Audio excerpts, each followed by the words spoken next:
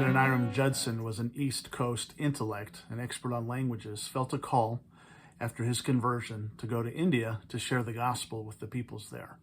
Being an American and being soon after the War of 1812, Brits wouldn't let him get off the boat into India. So he went to the country next door, a place at that time called Burma, laboring rather fruitlessly amongst the Burmese people.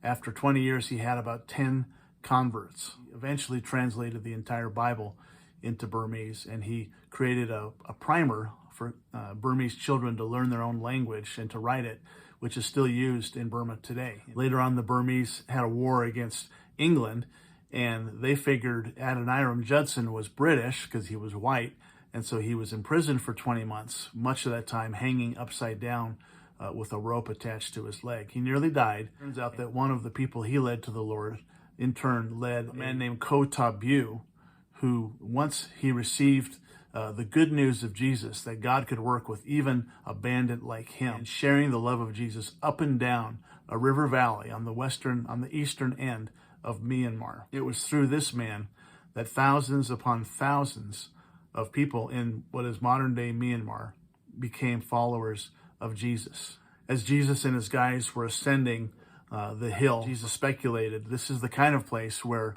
my parable of the Good Samaritan may have taken place. Of course, in this parable, a man is robbed and beaten by bandits, stripped, left for dead. A couple of religious guys see the body and they don't want to get involved, so they just leave the guy there. A Samaritan, without as many religious scruples, sees the same guy, and moved by compassion, moved by a feeling in his guts, he stops and of course he helps the guy. And in the story, Jesus asks, which was the true neighbor to this guy? 1820s Myanmar, Burma, a man who turned from bandit to neighbor. Right now, there is a civil war happening in Myanmar, a military coup, and hundreds of citizens who are protesting, wanting democracy, have been killed, and we don't know how it's going to turn out there. What would it mean for the United States to be a good neighbor to the country of Myanmar? Or perhaps more personally, what would it mean for you and I to be a good neighbor to the person right down the street? Call me